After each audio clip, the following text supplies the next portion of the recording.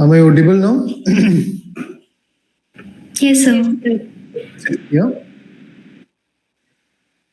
Yeah, I hope so. Okay. Yes. So, shall we start the class, or do you want to ask something?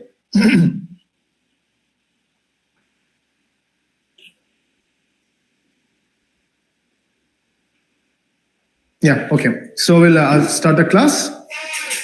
Yes. So we started. 1 second. Let me open the slide.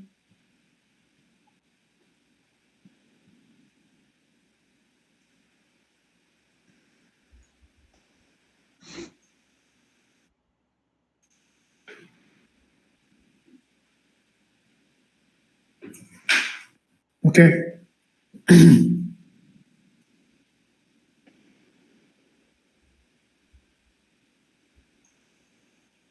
Okay. So we started with monetary policy. We completed up to quantitative tools of measure monetary policies. Okay. Now we'll be dealing with the qualitative tools of monetary policy. We all know that, right? What is the difference between qualitative? Okay, 1 second.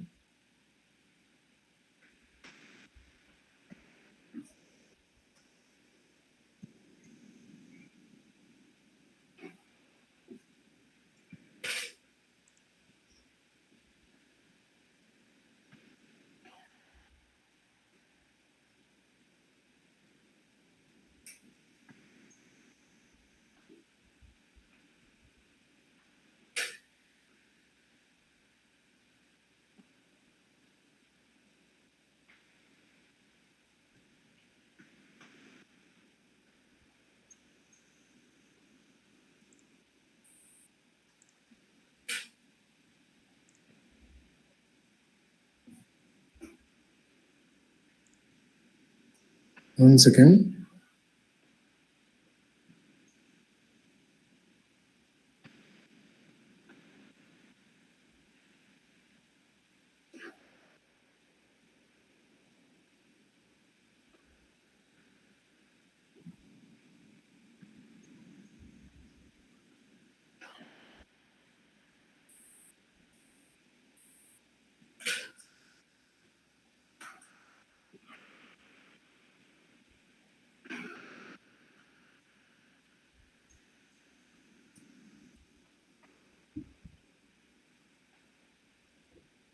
Yeah.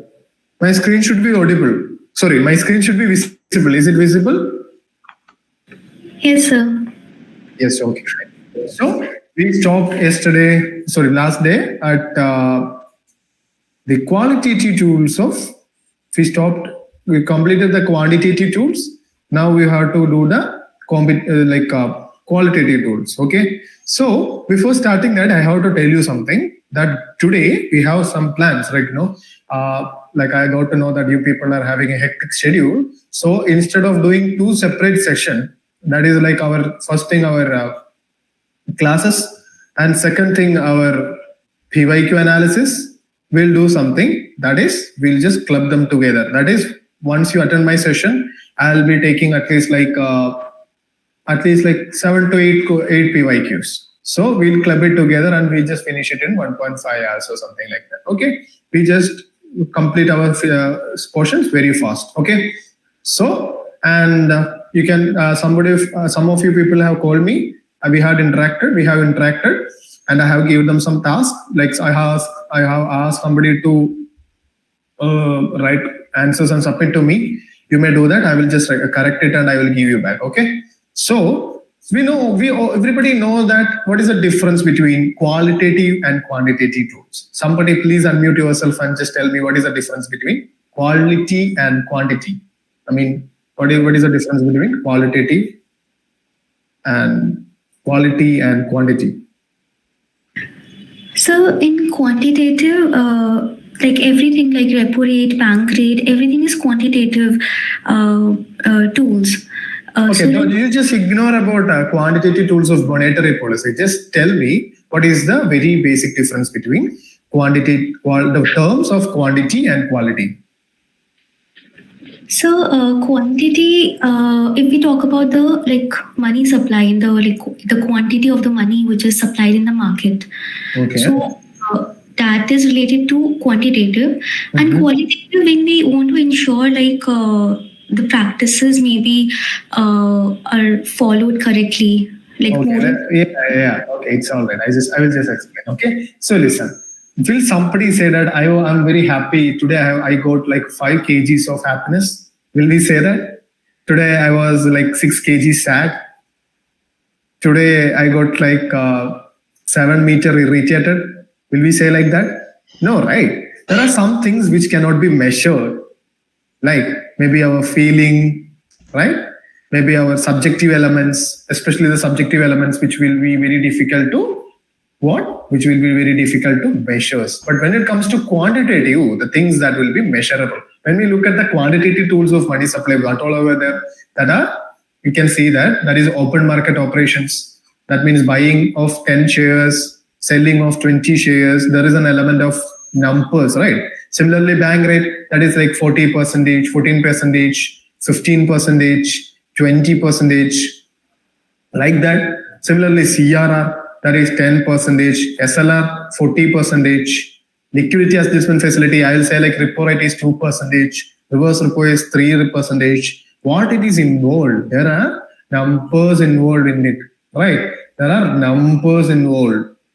When you look at them closely, these deal with numbers, measurements, rates, ratio, percentages, which is quantity, right?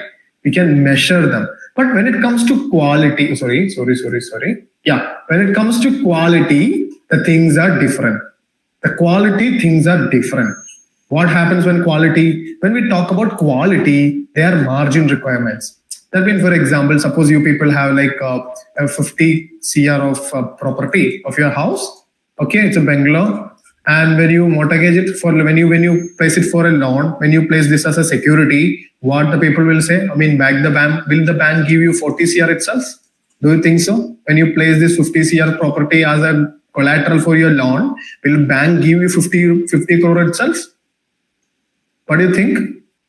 No, right? Banks won't do that. What bank will do? Bank will take, like, for example, bank can give you like 20-30%. It is a subjective thing. How it is subjective, I will tell you. Whenever you apply for some loan, okay, whenever you apply for some loans in bank, a guy will come, okay, most probably some kind of auditor will come to your home and he will assess, right? He will assess the property value and he may say like, okay, the value of the property is 50 lakhs. Okay, and he will report to the bank that bank may give this people, like this customer, 30 lakhs. Okay, so there is a difference of 20 lakhs, right? And this is called margin requirements. Okay, so it is a subjective thing. According to whose subjectivity? According to the auditor's subjectivity, right? So this is called margin requirements. So when we read it, margin refers to the difference between the value of security, difference between the value of security offered for loan and the value of loan actually granted. That is the margin requirement. If RBI want to control the flow of credit to a particular sector, suppose RBI want to,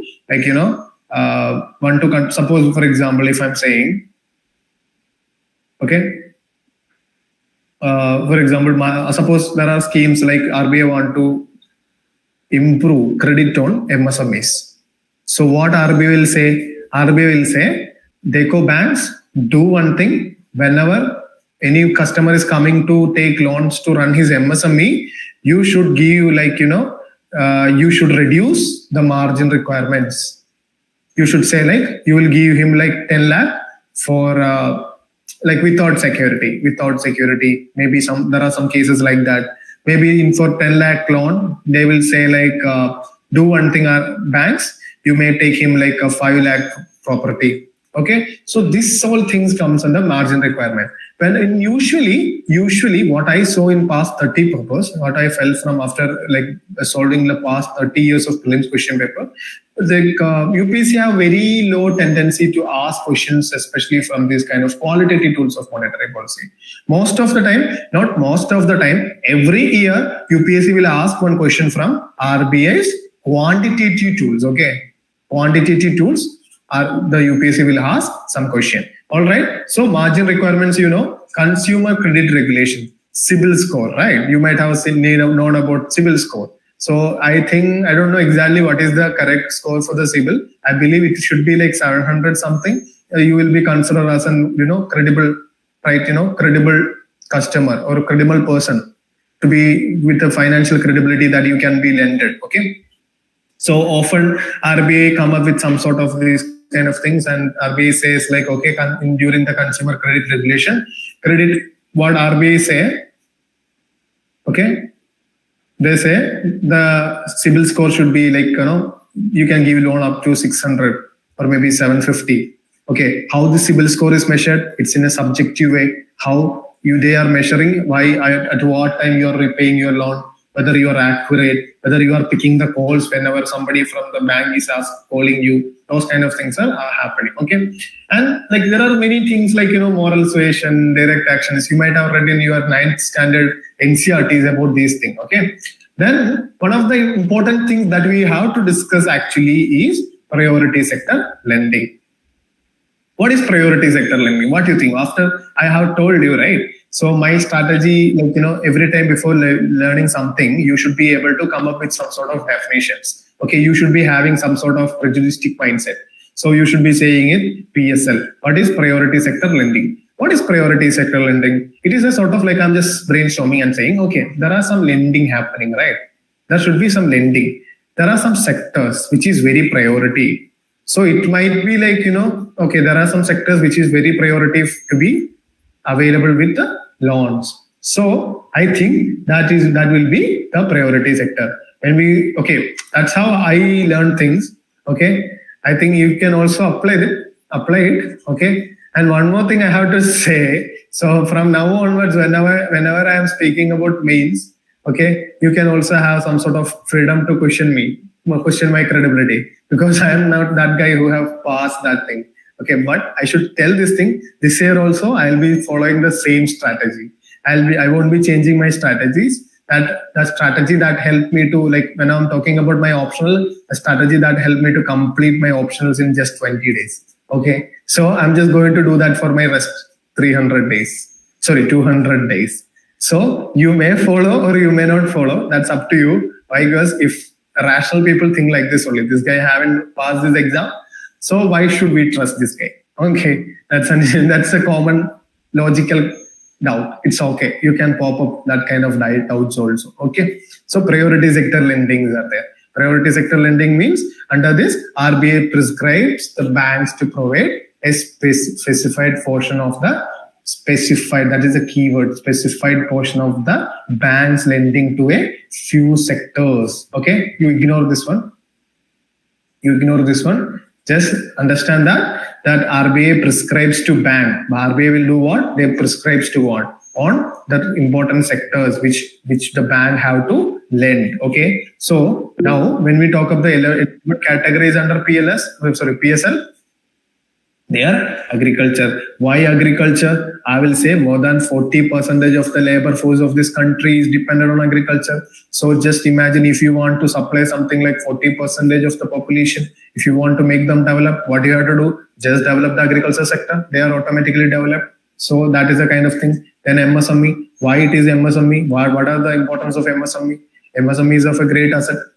Okay. So MSME, what are the importance of MSME? MSME sector provide more than 90% of employment, more than 90% of employment in rural areas. That means not the 90% means MSME provides 90%. It's not like 90% of the rural jobs. Okay, so comes that MSME is I have some doubt with this MSME thing. Okay, let me give you clarity tomorrow. I will just give you some clarity on this thing. MSME, what is the percentage of employment there? Okay, just imagine that whatever it is, MSME is there, that will lead to inclusive growth, right? Inclusive growth. And last day I was listening to a podcast by Captain Raghu Rajan, where he is like not Raghuram Rajan, that's a former RBI governor. I'm talking about some Captain Raghu. He's a great guy, like he's a great friend of like Mahindra or somebody, and he was giving a great lecture, and he was saying India should be aiming to build 1,001 crore turnover companies. India should be aiming for 1,001 crore turnover companies instead of 1,000 crore company. Okay, you understood the idea? Bhagat, you understood the idea? What that guy was, not that guy, that captain Yes, was, yes, he was yeah. We understood. I have watched the interview. I have watched this interview. Oh, great guy. Can you please, what is his correct name? You remember it? Captain Raghu? What was it? Not sure. So he's a Mahindra director, right?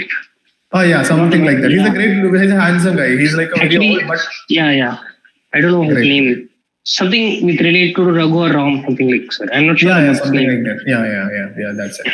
So that's a great thought, right? You should be very open. As a UPSC aspirant, you should be open to great insights and great thoughts.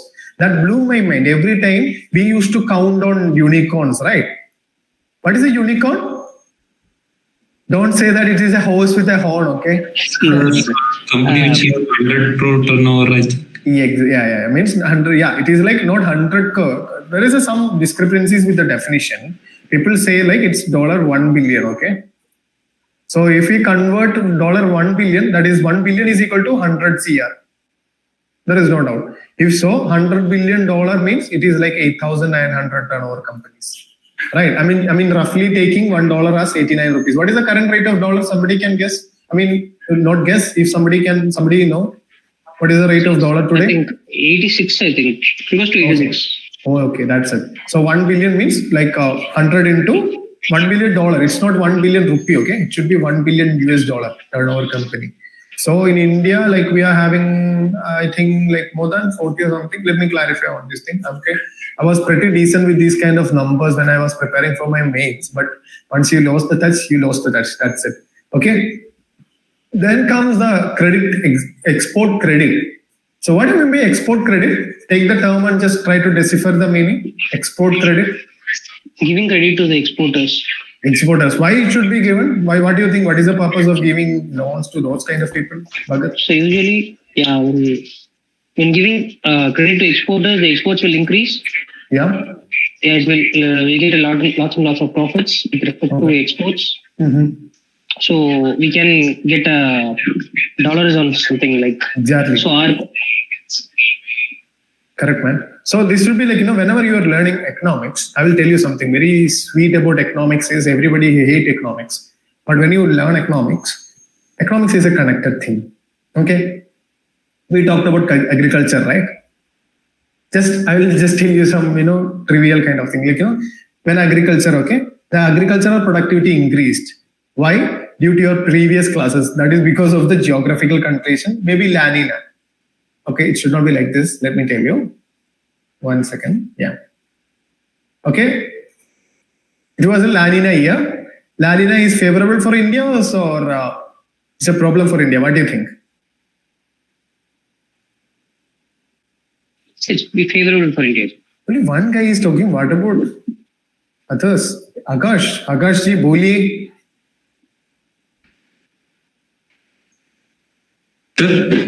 Yes, La Nina, is it a favorable thing for India or it's a unfavorable, desperate thing? Sir, it's unfavorable to India, I feel. La Nina, is it so? And how many of you say it's an unfavorable?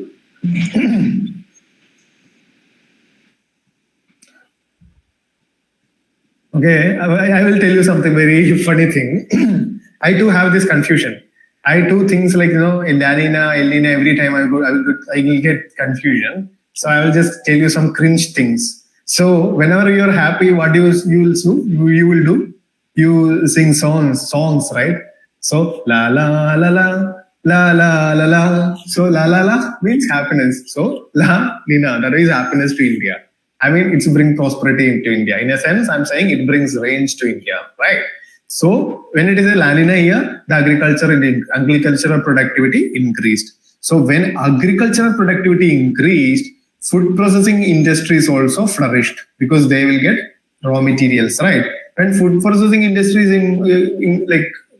prosper, what happened? It will lead to export, right? So when export increases, what happens? When export increases, our growth will, I'm just vaguely saying the growth and development of the nation will be increased. It will lead to employment, okay? And it will lead to whatever it is, celebrations, or maybe income. We'll say income, okay? Then income increases, it will lead to savings. Savings leads to, where you save, we save in banks. When we save in banks, that will be converted into investment, okay? So investment is there. It is not a cycle. This investment is not going to attract La Nina again next year, okay? We don't have that artificial technology to attract La Nina into our land. But it is like this only. So it is very connected. It is very happy, whenever you talk about economics, you feel like, it's a very interconnected subject like geography. Geography is also like this. Because geography is also like, it's a very interconnected. So whenever you are learning something, try to learn with an integrative mindset. So what happens is it will be very easy to memorize, and also it will be very easy to come up. Okay. So export credit, then very importantly, education. We all know the purpose of education. If somebody doesn't know the purpose of education, I don't have nothing to tell you. Okay. Education is important. That doesn't mean you should go to school. Okay. And housing, Pradhan Mantri Awas Yojana, आवास बिल्कुल जरूरती है, ठीक है? और like social infrastructure, renewable energy, decompression, okay? Then other kind of like SHG and all, okay? So these are the priority sectors in India, okay? We should be knowing about them. So now we want to talk about liquidity trap. Okay, so what is a trap? Like there is something kind of like, there will be a pit, okay? And like it is like hidden with some sort of like small dead leaves or something like that. I was like walking, like I was just doing the moonwalk. Suddenly I fell down. I was trapped here, right? So trap is something like, it is very bad, I will say, right? And also, what is a liquidity trap? You people know about liquidity, right? There are two words, liquidity and trap. Liquidity trap is an adverse economic situation that occurs when consumers and investors prefer to hold on to their cash rather than spend or invest them, even when the interest rates are low. Why? Because why this thing happen? This happens because a liquidity trap emerges when interest charges are nil or during a downturn. In such a situation, people are afraid to spend money. Hence, like the interest rates are dull. So they are very afraid, right? They don't want to spend the money. Hence, they feel safe to hold on to the cash. As a result, and expansionary policy measures fail to increase the interest rate, income, and economic growth. I know, bit complicated. I intentionally complicated. Okay, so liquidity trap, nothing. The economy is lacking cash. Very simple. That is liquidity. Then what is quantitative easing? Quantitative easing is, right, what is the very easiest thing to do? Okay, suppose I'm asking you, people are like, how many of you were think like, okay, let me ask you something. Government want money, okay? Government want money to, government want money to spend, to make bridges, to make roads, to make hospitals, to make schools, to build toilet, everything. Government want what? Government want money. Okay? If that is the case, what is the easiest way that a government can get some money? Still security. Just printing, sir. Just printing, very easy. You got a printer, you got a paper, you got a ink, just print becha. In South India, we say like macha. Okay, like bro, in bro means like, that Western kind of thing. In South India, we say it like macha. The South Indian people might have known that, especially in Tamil Nadu and all, they say like macha. So that's the thing. Government go to RBI, hey macha, please print some note da. Like that they say, okay, then this macha will do what? Sure bro, I will print it now itself. So they will just print it and they will put it into an oven and they will just heat it and the money is ready. Now you go and build some what? Build some bridges. So what is the problem with this kind of thing? What do you think? What happens if we print money in a large scale without any sort of regulations? What will happen? Anybody? Usually inflation, sir. It's a kind of creeping inflation. Oh, Bhagat, are you an economic guy? I mean, No, sir. Great, man. Please let somebody also speak, na? Okay. What about others? Like, yeah, Akash ji, boliye. Fine.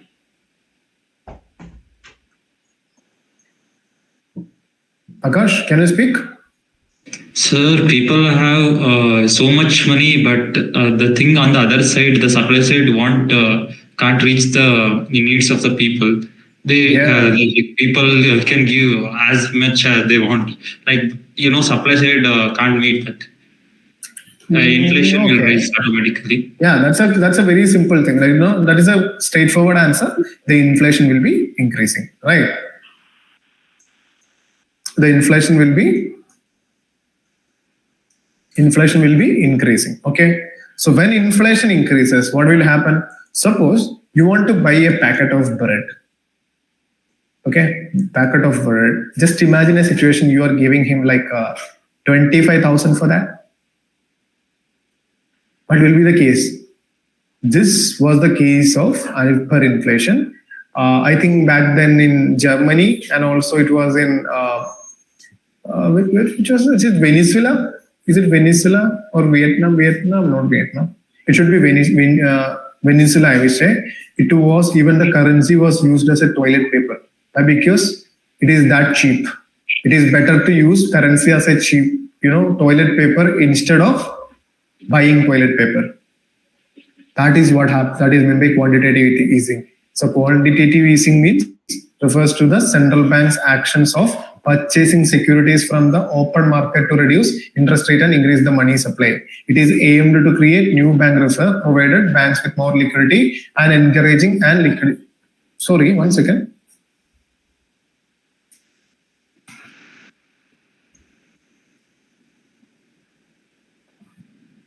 Yes, that's it. I mean, the central banks print money.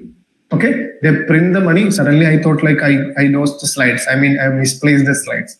The same only. This is the same picture I want to put. So this is it. They print the money. They buy the bonds. Okay, they buy the bonds. The money will be going to the economy, right? So this is what is shown in this picture. Okay. Then sterilization. Very simple. It refers to the process by which the RBI takes away money from banking system to neutralize the fresh money that enters the system. Oh shit! I have placed this question next. I should have shown you the question first. Yeah, somebody, could you please unmute yourself? Somebody who okay, Bhumika, you haven't talked yet, right? No, just unmute yourself and just explain us this question. What it is, Emma?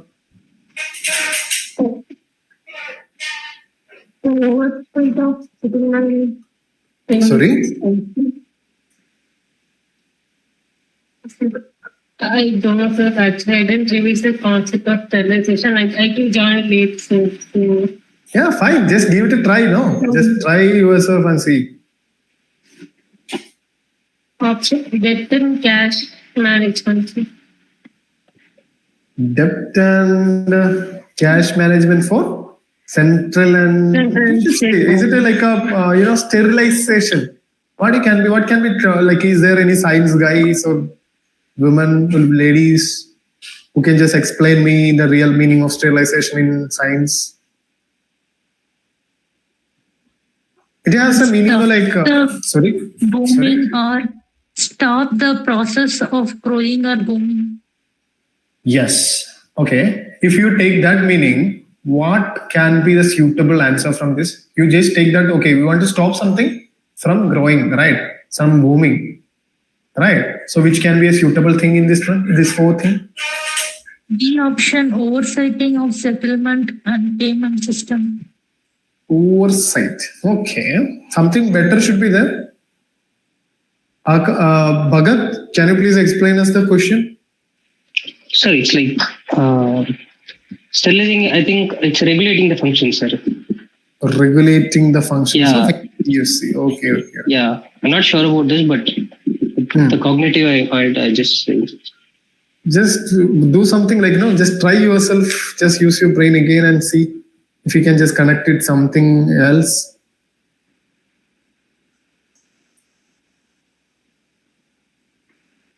Somebody other?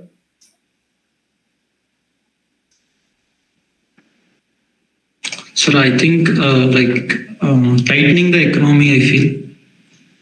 Tightening the economy. Okay. So what can be the question? Like sucking Sorry, the money. answer? Sir, sucking the money out of market. Okay. For lower inflation by conducting open market operation. Super. Nice guess. What made you to think like that? So sterilization is something, I know that term, but I can't explain that. Like making clean, something like sterilize. Exactly. Sterilization means just cleansing, right?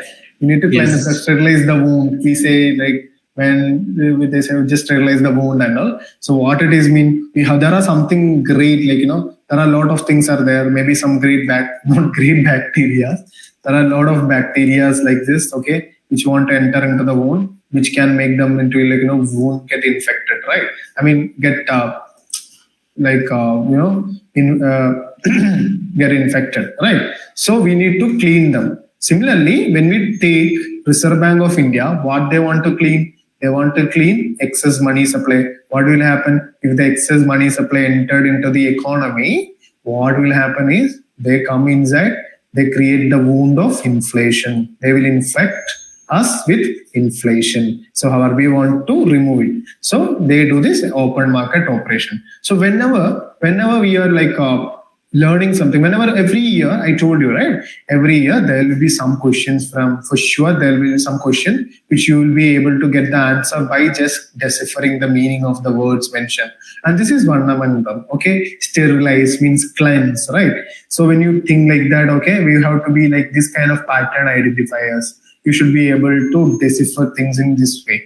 You have to be like very, you should just take the word sterilize. I need to clean.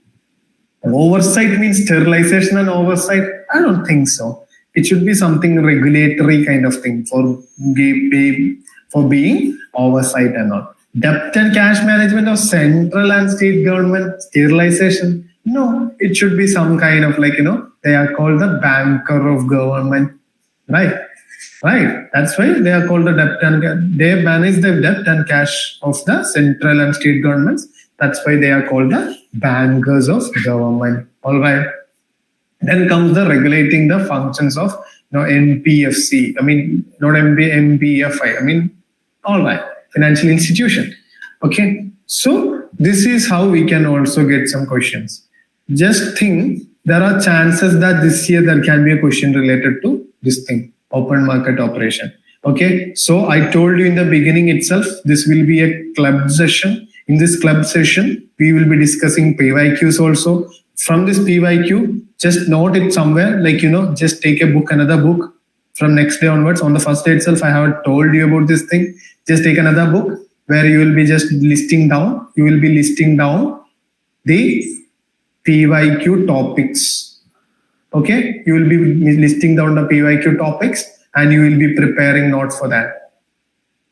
Okay, preparing notes for that. From this thing, you should be, the open market operation is your first topic. Okay, then you should be preparing about NBFC also. Not NBFI, you can prepare about NBFC. Okay, this is the two topics that you should be preparing not before your prelims. Okay, whenever you're starting your prelims preparation, nothing much, just start with these things. These are going to get you huge marks. Okay, now these are one of the easiest question. Okay, I mean the statement based question. That is very easy to solve. If you can just make sure that one statement is wrong, your answer is there itself.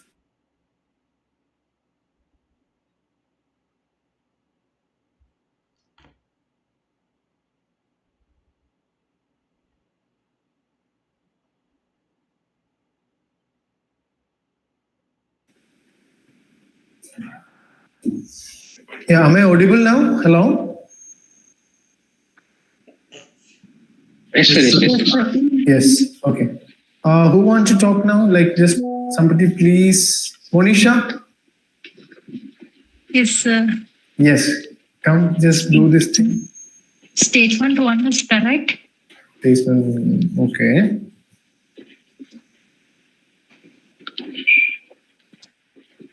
Statement 2 also right. So what can be the answer? A can, it explain A. Okay, so Monisha, can you please explain why you came into this kind of conclusions, like your logic behind this kind of answers? In post-pandemic, there was an inflammation. The product price, the price was increased. Okay. The people started. Just a minute. Okay.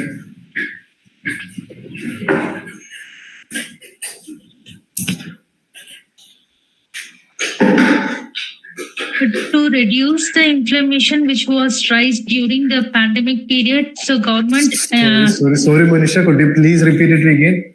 I lost the signal. Yeah. During the pandemic period, the inflammation was high. To reduce the inflammation, the government. Inflation, right? I heard it as inflammation. Yeah. Sorry. Inflation. Okay. Oh, it's So okay. to reduce the Don't have to be sure. inflation. Okay. To reduce the inflation, the government raised the interest rate. So central bank generally assume that they can ability to counterrise the consumer price. Due to the monetary policy, they can counterrise. Do you believe is it a monetary policy comes under central bank's purview? Do you think? Is it correct? Central bank is Is it fiscal RBI. policy? Is it fiscal policy? What do you think? It is a central government policy. It's a physical policy. Okay. And So if you're 100% sure, then I'm also sure. Okay. Yeah. So to the monetary policy to reduce the inflation, the government uses the monetary policy method.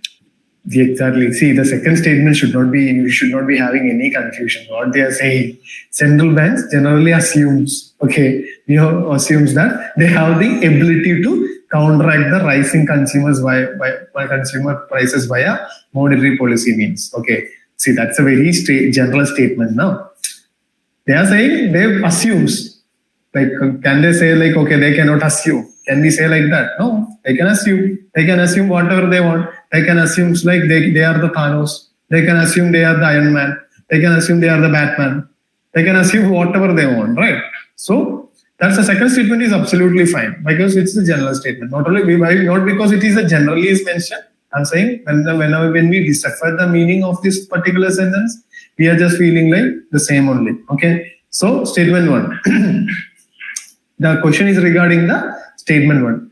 Whether in the post-pandemic recent past, many central banks worldwide had carried out interest rate hike. Yes, that's true. So the answer will be A. And one more thing, from this kind of questions, there won't be any repetition, but you can just, what we say, there can be a question on functioning of central banks. That can be a question. There can be a question from this particular topic. Okay? Yeah. So let's move a bit fast, or else we'll be keeping some time. Okay, we are done with the monetary policy. What all things we have done? We'll just go do a small recap. Monetary policy. We talked about it's a macro policy by RBI. We talked about the MPC, that is Monetary Policy Committee. We talked about the objectives. Okay, we talked about the expansionary monetary policy, contractionary monetary policy. We talked about Reserve Bank of India Act 1934. Okay, we talked about the committee, that is Monetary Policy Committee. We talked about the inflation range that we want. We talked about the tools, that is reserve requirements, that is CRR, SLR. We talked about the liquidity adjustment facility. Okay, we talked about repo rate. We talked about reverse repo rate. We talked about open market operation. Okay, market stabilization scheme. We differentiated between market stabilization scheme and open market operation. We discussed about qualitative tools of monetary policy right now. Okay, we have discussed the like priority sector lending, priority sectors of the market. We have discussed about liquidity trap, quantitative easing. We have done some questions. Okay, so we are done with the monetary policy. Now comes the fiscal policy. Okay, so fiscal policy, you can have your question.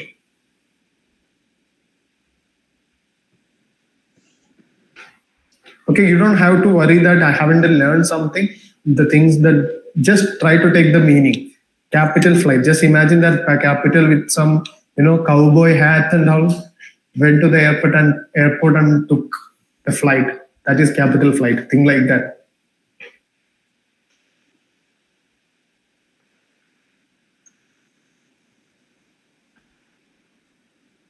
Sorry guys, I'll just share. Screen. Yeah. Sorry. I just want to call your name. That's why I just went there.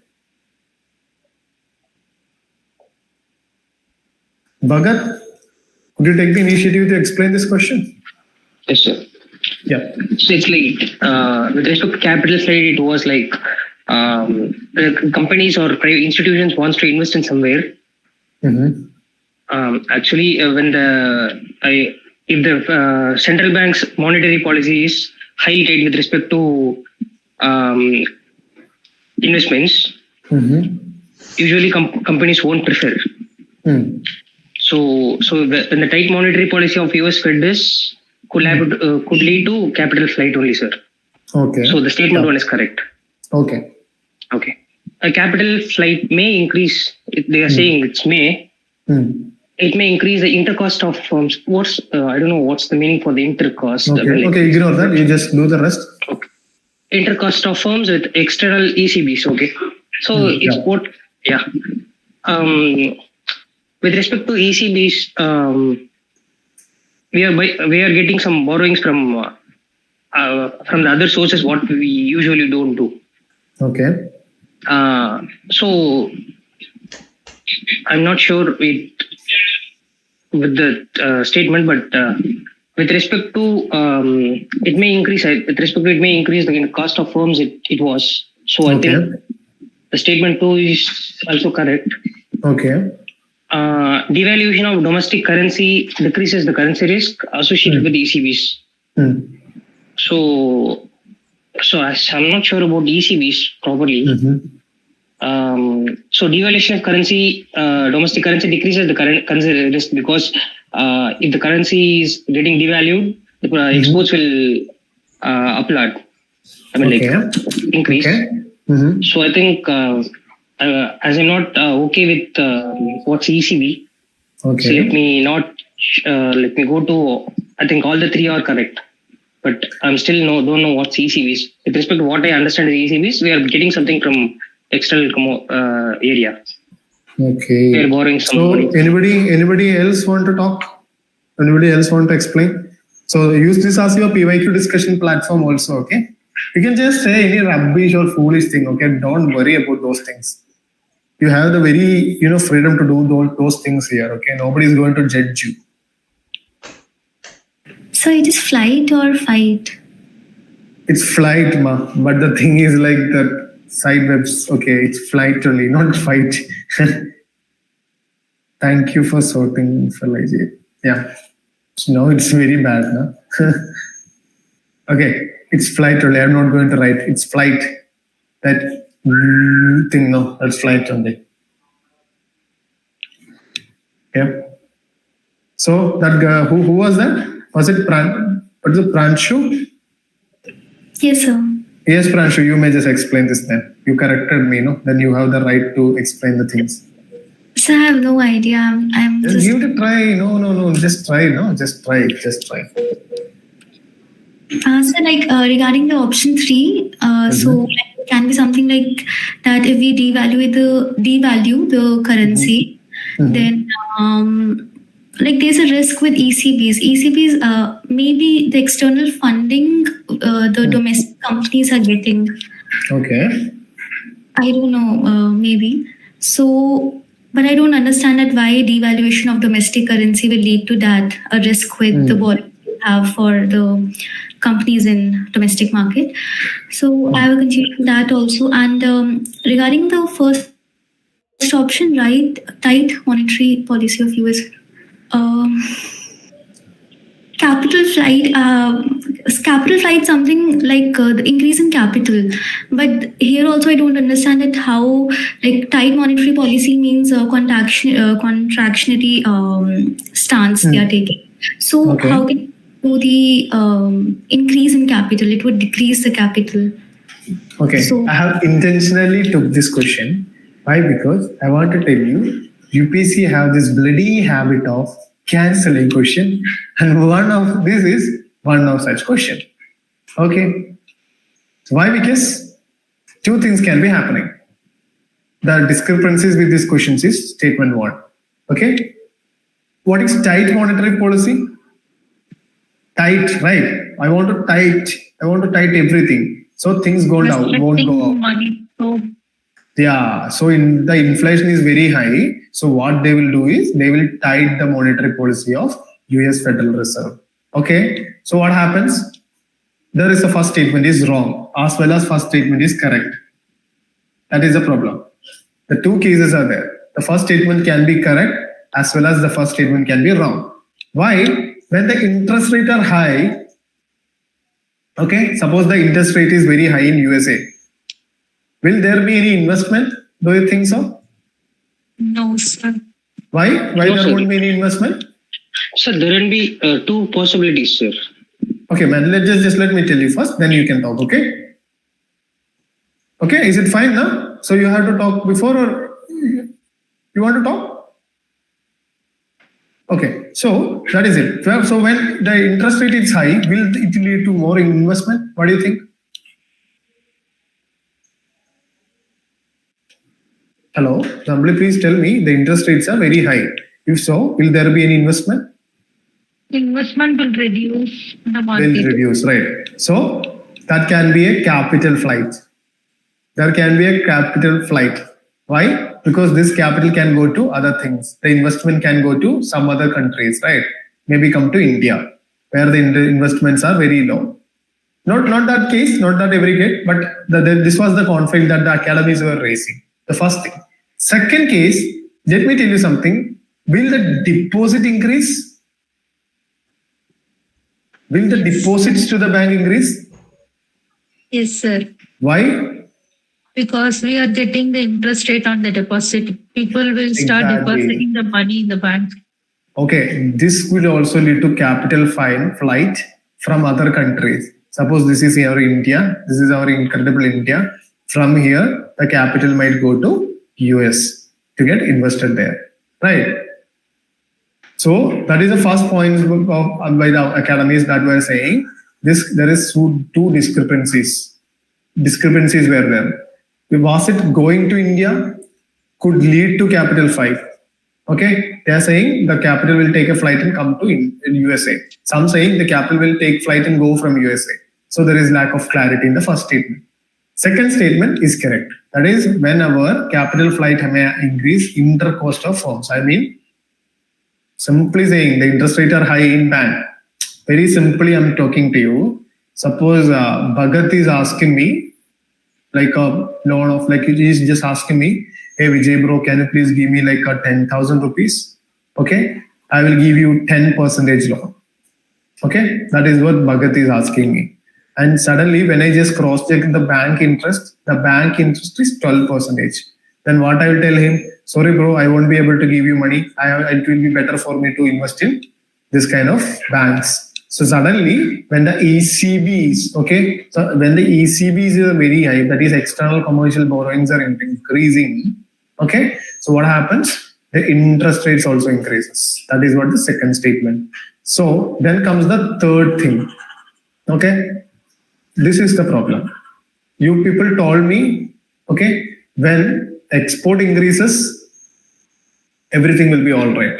So this is also a conflict area, the devaluation thing.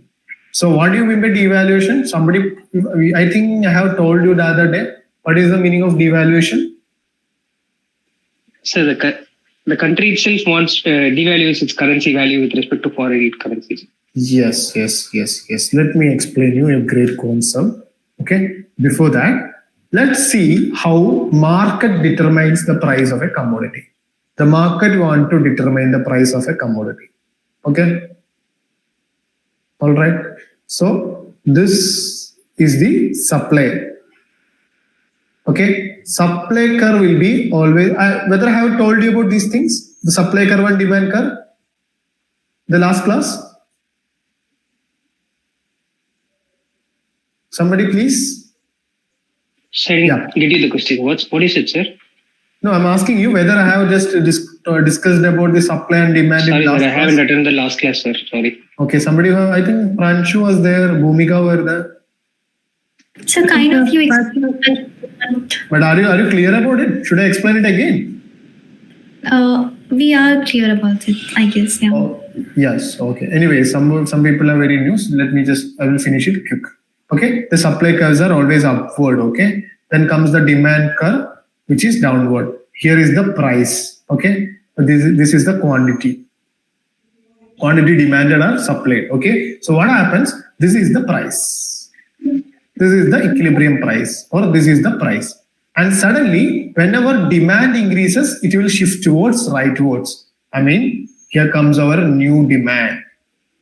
Okay, here comes our new demand. Demand increased. Suddenly, what happens? New equilibrium price came, and this is the price.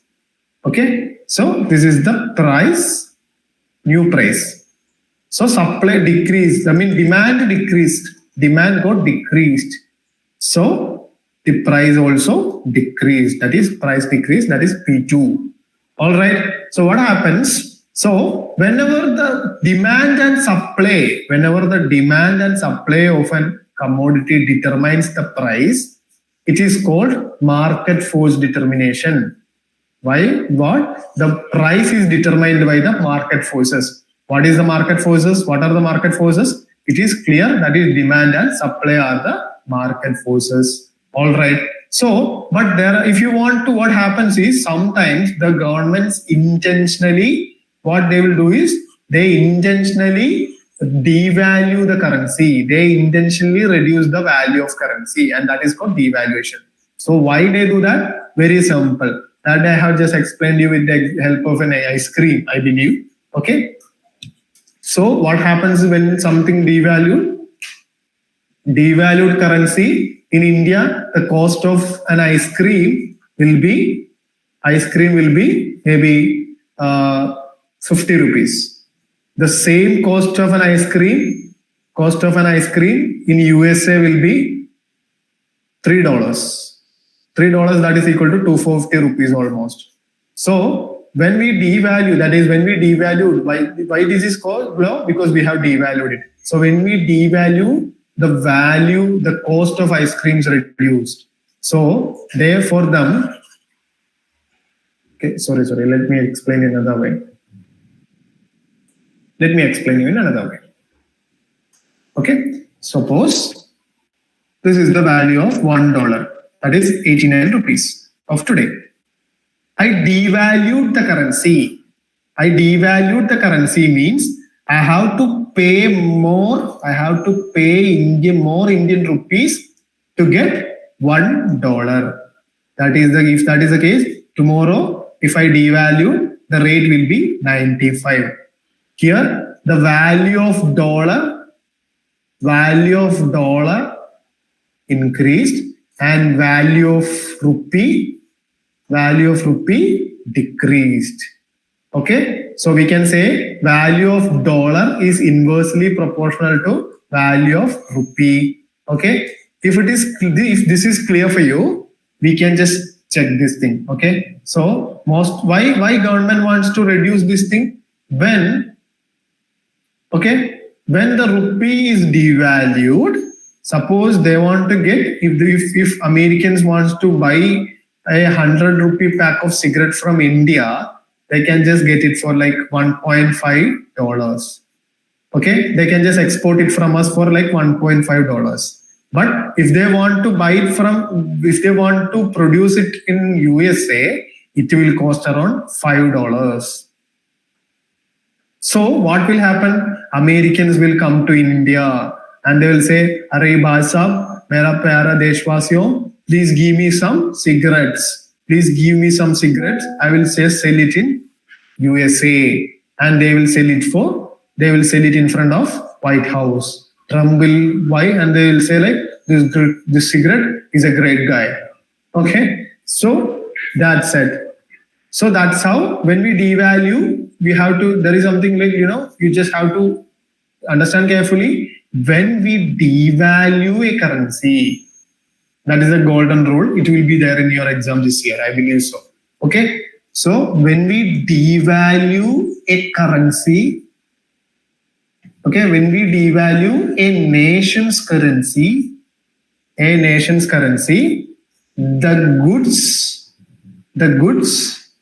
of that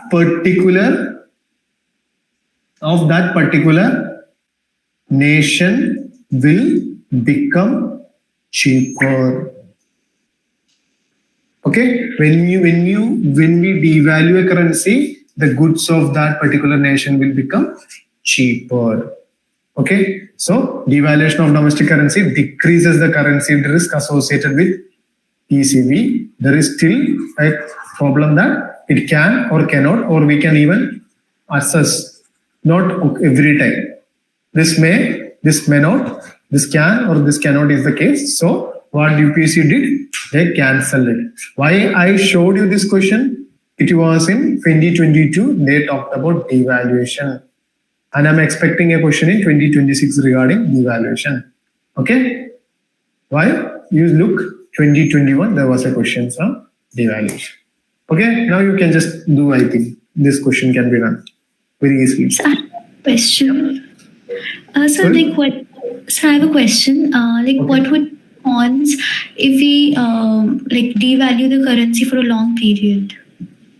What will happen if we devalue currency for a longer period? Okay, that's a good question actually. 1 second. Devalue the currency for long. Maybe the competition become very, it will automatically shift. Let me tell you. I believe so. I will refer it anyway. Let me try to logically answer it. Okay. So export will become cheaper, right? So what happens? The export demand will be higher, right? So when export demand is higher, exporting products, okay, export production will be high, right? This will lead to, when the money will be coming from export, I think it will automatically, okay, that's a great point. I got it. It will be I believe it will automatically correct itself. The devaluation, even if the government have devalued the currency, okay, I think after a few years or something, it will automatically correct.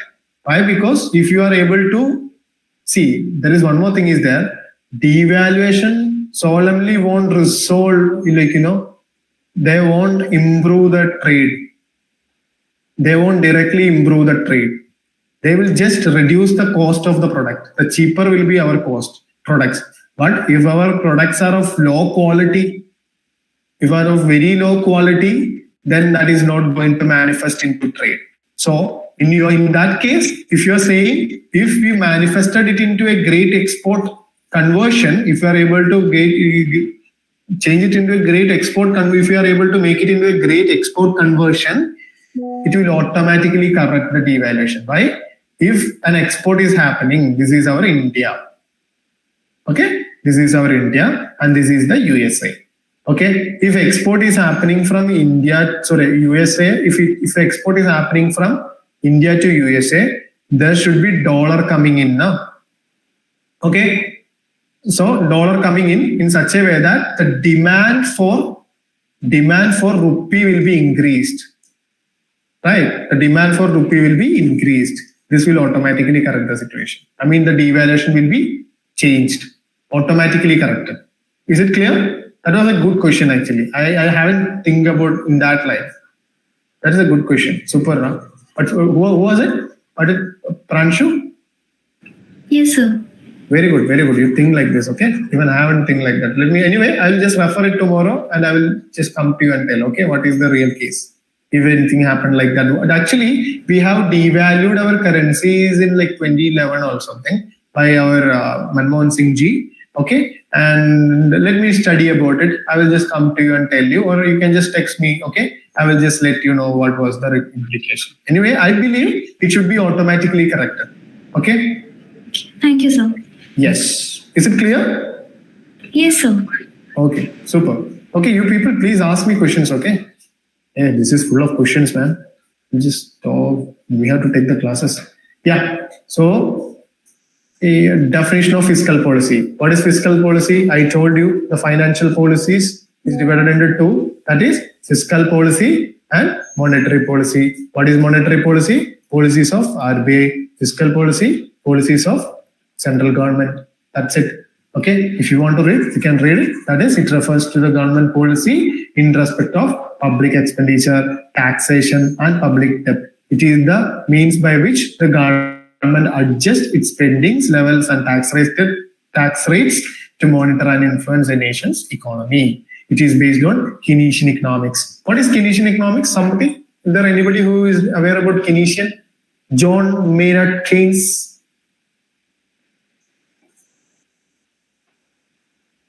Oh, okay. No. Yeah. Economist, I feel, sir. Okay, yeah, it's an economy. Definitely. We won't be learning about some historians in economics. Yes, sir.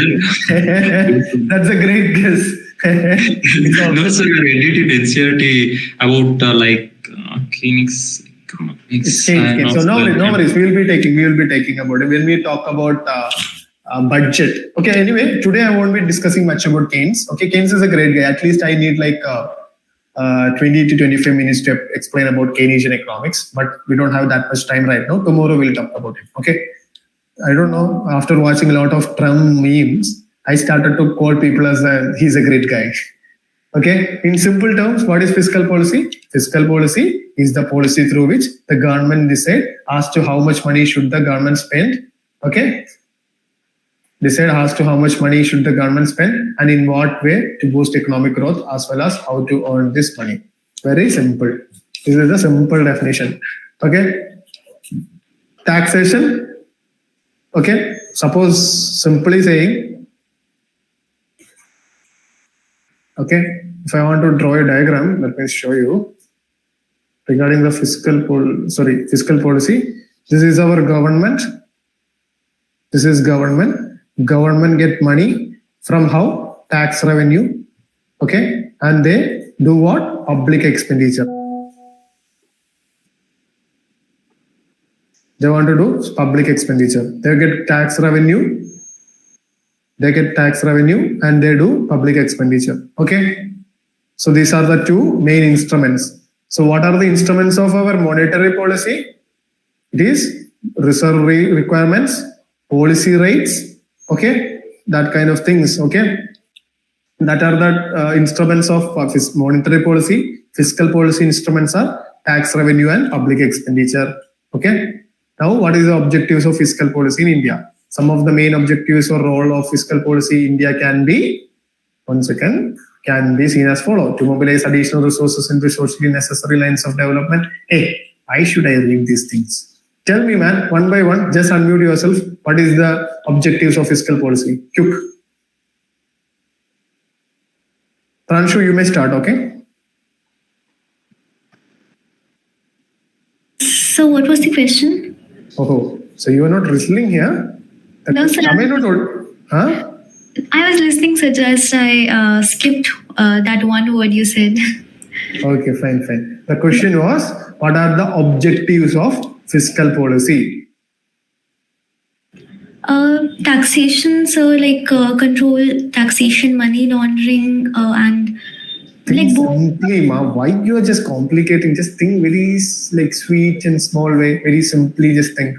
What is the purpose of government spending money? That is the question I'm asking.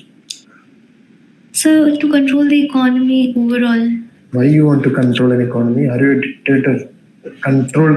Every time you're talking about controlling, just talk something, na? Like simply saying, na? Simply say something. Very simple things. So to enable the economy to grow. Enable.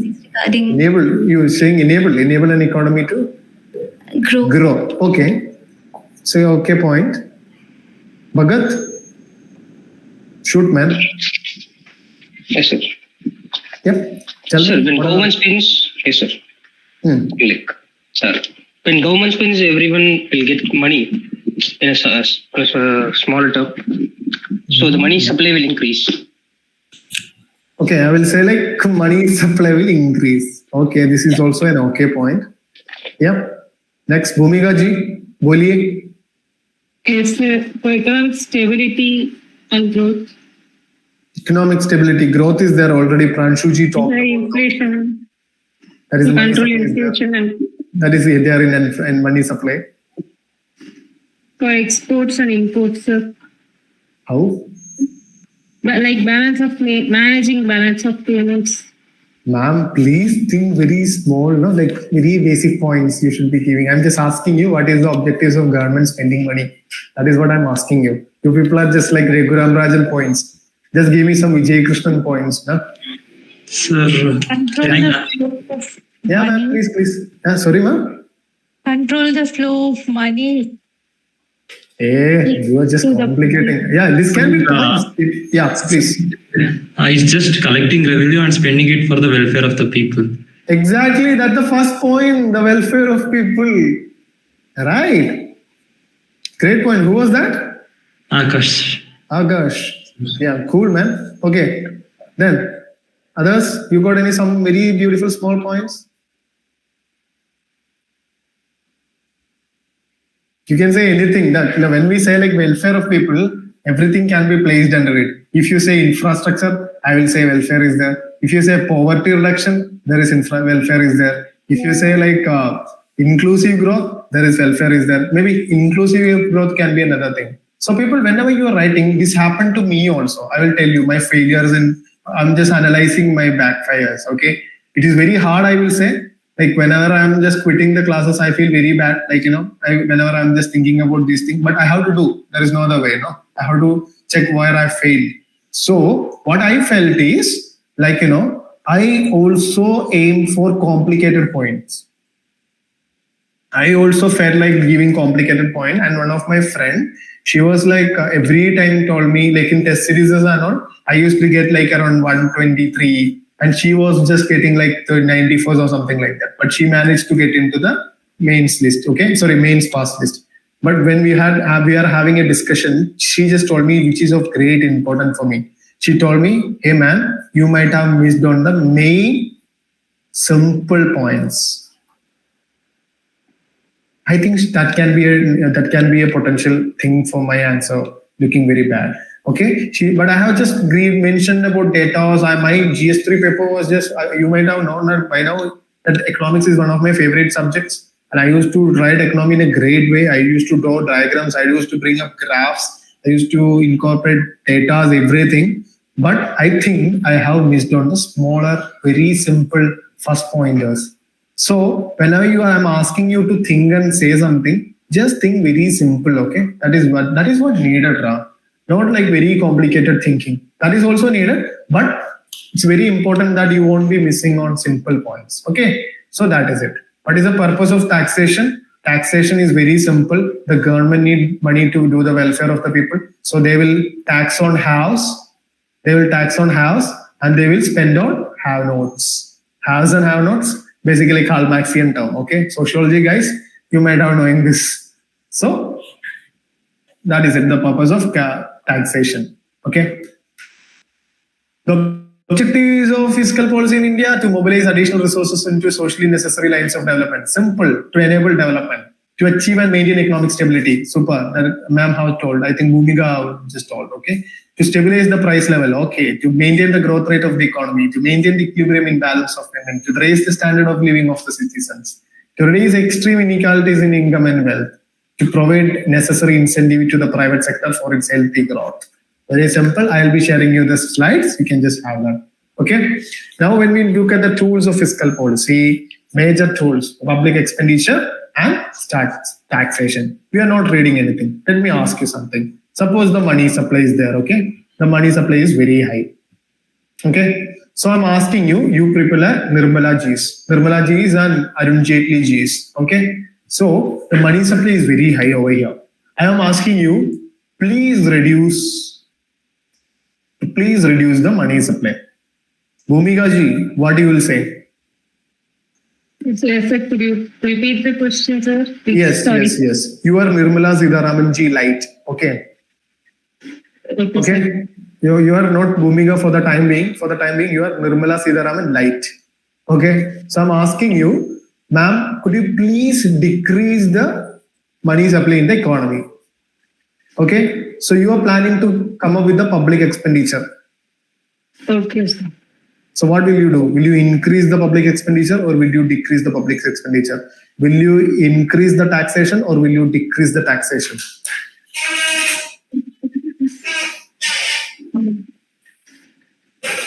Sir, decrease the public expenditure, sir. Why you decrease the public expenditure?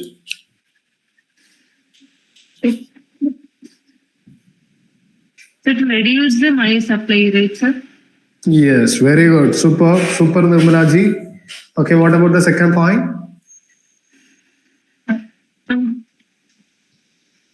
And to increase the taxation, sir. Okay, well, so what happens if you increase the taxation? Expenditure will reduce, sir. Expenditure of whose expenditure will reduce? What do you say? Just think and say when the tax rate has increased. Sorry. If, like GST, consumer products will reduce, sir. Simple. When we see, this is the income of people. So okay, so this is my monthly income. Okay, the government taxes on 10% tax. That is, I can spend how much? 1,000. 1,000 now. Just say 10% is how much I can spend. 10,000 is my salary. 10% is the tax rate. How much I can spend then?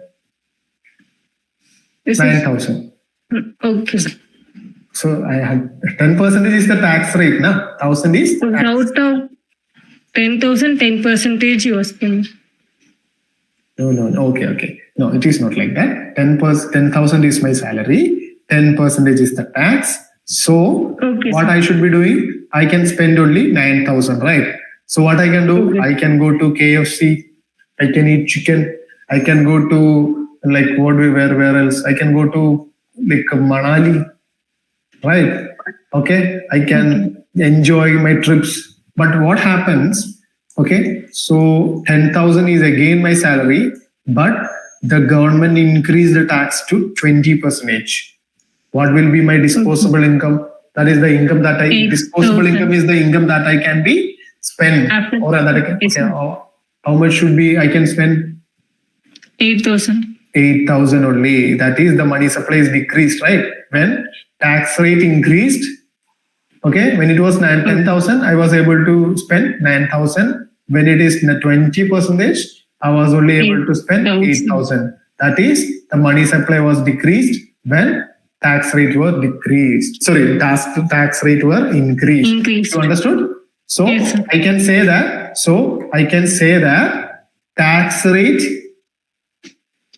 increases when tax rate is inversely proportional to money supply. Can I say like that? When tax rate increases, money supply decreases. When tax rate decreases, money supply increases. Might seems very complicated, but once you know. It's very simple only. Okay? People, should I explain it more?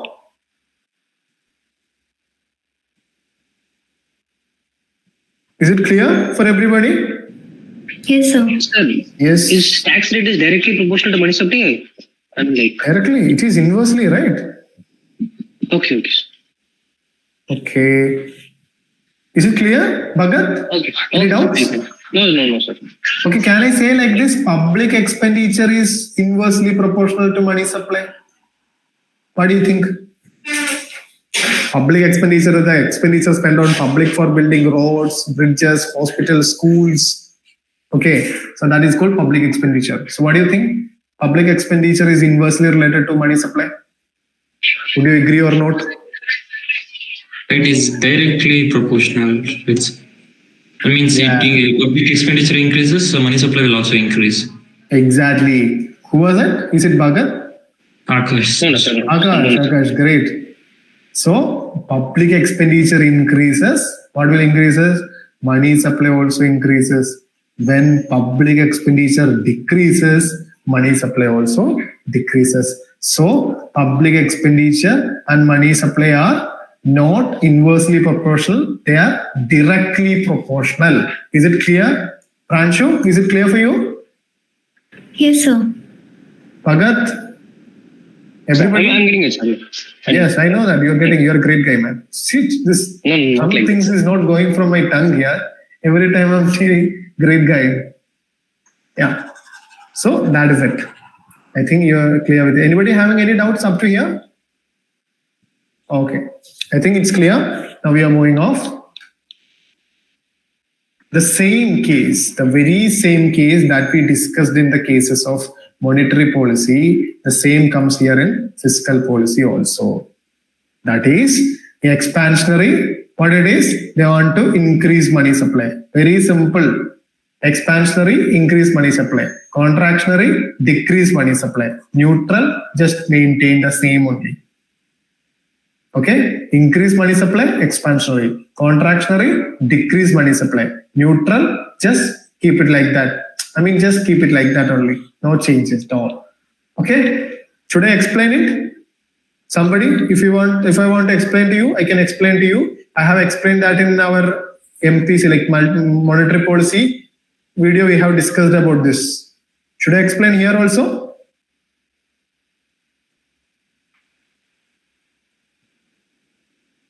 Okay? Yeah. Now, here comes the thing. Okay, I need some space to explain. Yeah, we'll take here. One second.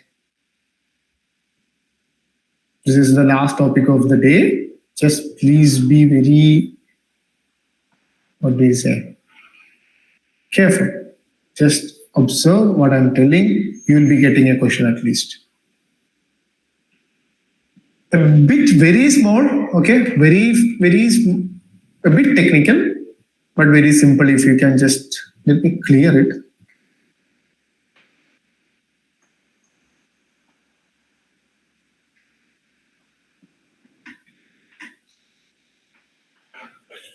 Yeah, I think it's only this much I can clear.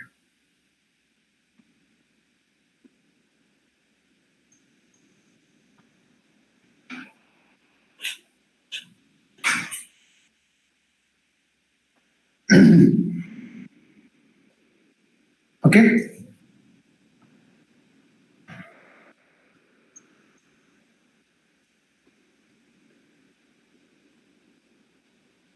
Okay.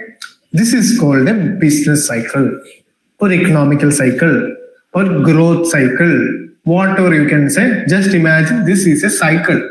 Might look like mountains, but this is cycle. This is the peaks. Okay. These are called boom. Boom means top. In boom, the growth rate will be very high. Okay. Employment will be high. Everything will be super. Production, export, GDP growth, per capita income, national income, everything will be in a boom. Okay. The top. According to the economists, okay, what happens is when an economy continues over a period of time, it will shift from one segment to another. So the transition from here, it will happen, it is going downwards. This phase is called recession. Recession. The growth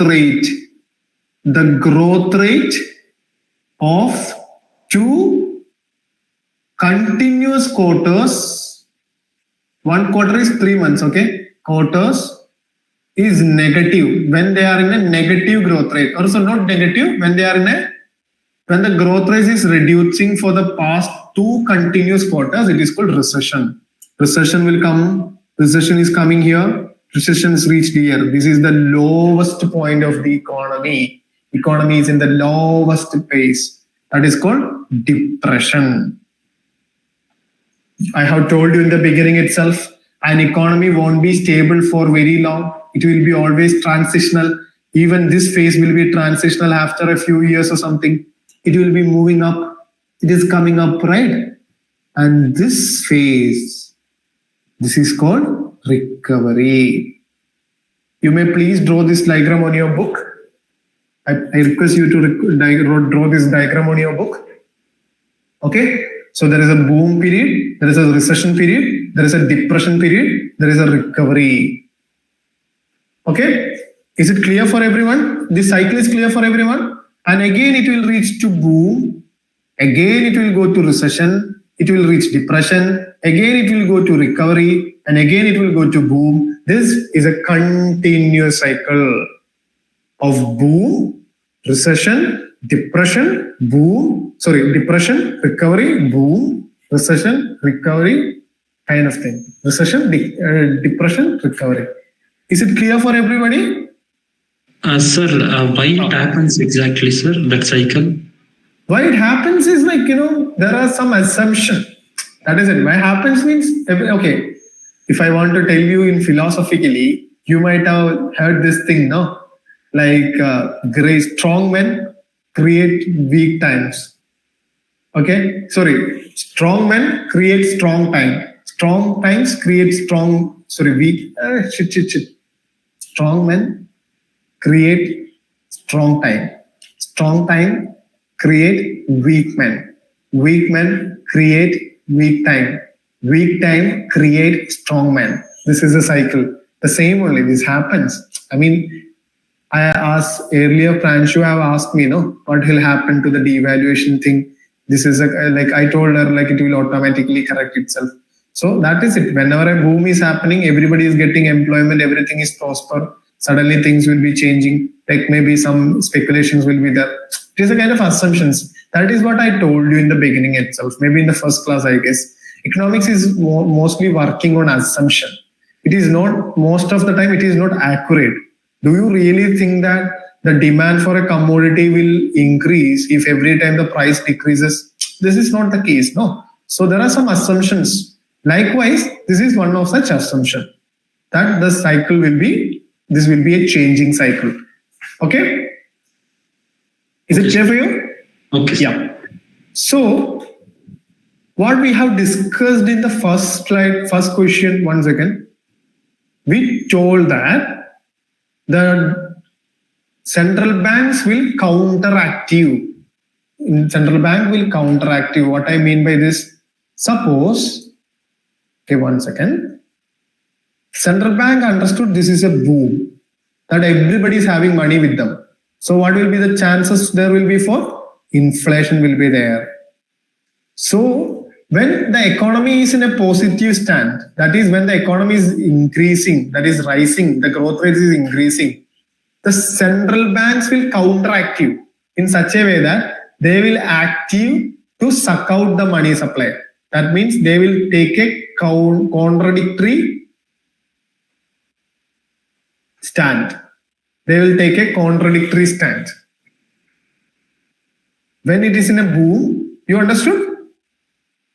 When there is boom, the money supply will be high. So the central bank will take contractionary, not contradictory, I'm so sorry. It's contractionary stance. Contractionary stand. Contractionary stand. Why? Or else that it will create an inflation. And suddenly the economy is moving downwards. So they know the money supply is decreasing. We need to push it back.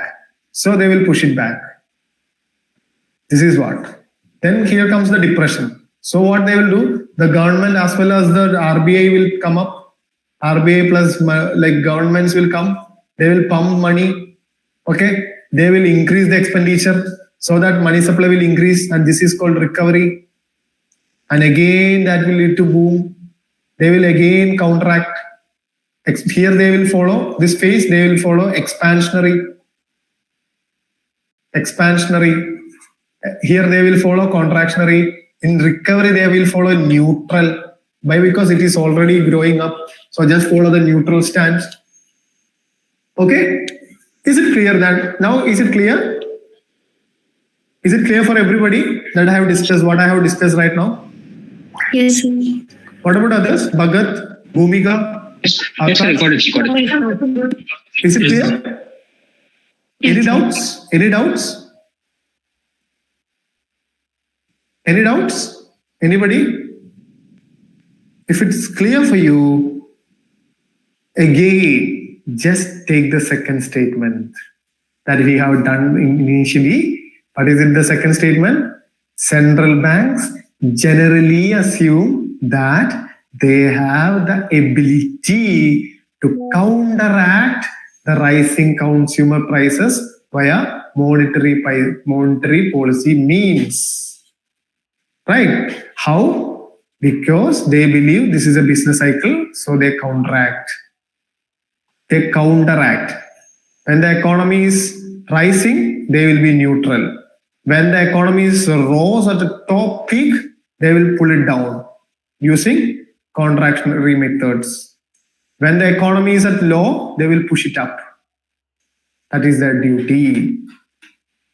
Understood? Please draw this diagram. Okay? Please draw this diagram. That is going to help you a lot. Okay? All right? So this is it. Cyclicity of fiscal policy. The cyclicity of fiscal policy refers to a change in direction of government expenditure and taxes based on the economic conditions and fluctuations in the economic growth. 2 cycles, very simple. Okay, so this is there are 2 cycles. It should not be not always every time they are saying like they will be counteractive. It is not like that. So this is the cycle. Okay, sometimes government follow the cycle. If it is boom, the government also will pump more money. If it is like recovery, government also will recover. That is called pro-cycle policy. And counter-cycle policy, it refers to the steps taken by the government that go against the direction of the economic or business cycle. For example, in a recession or slowdown, the government usually take the route of X. This is very important. Very important. You will be getting a question, at least one question from this particular slide. Sure, I'm saying.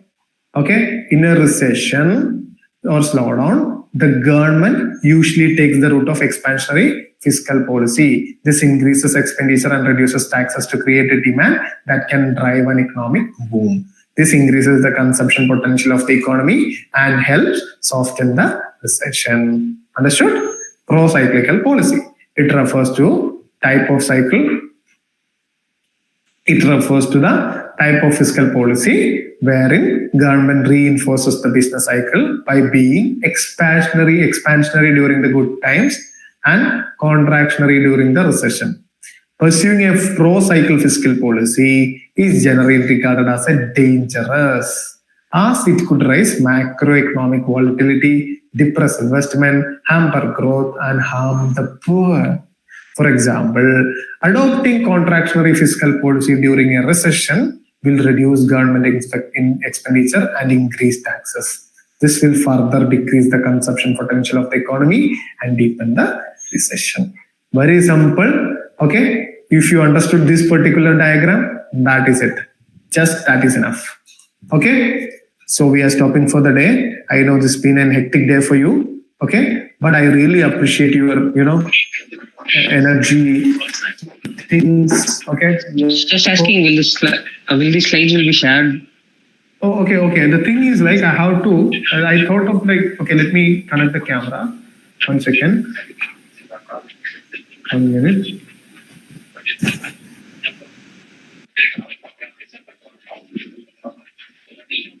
Yeah. So I should be sharing the slides, right? Yeah. Yes. We'll do one thing. But the problem is like I have like 10 more slides to explain. After that, I will share because there is question now. Okay. Fine. No worries, I will share you. No problem. And also, I will recommend you some site like Next IAS. You can just refer their materials for the economy. That is a great site if you're just Googling stuff. And if you're reading, if you want a particular book to read in economics, I will suggest you Vijay Sigaria's Economy. That's a great book. Yes, sir. Yeah. Anything else? How was your day? How are you? Thank you. Yes. So shall we wrap this issue? Sir, get you, sir. Can you please come again? Shall we close? Shall we leave? Yeah. Let's end, sir. Okay. Thank you so much, people, for listening to my things. And Bye. Thank you so much. Thank you, sir. Thank you.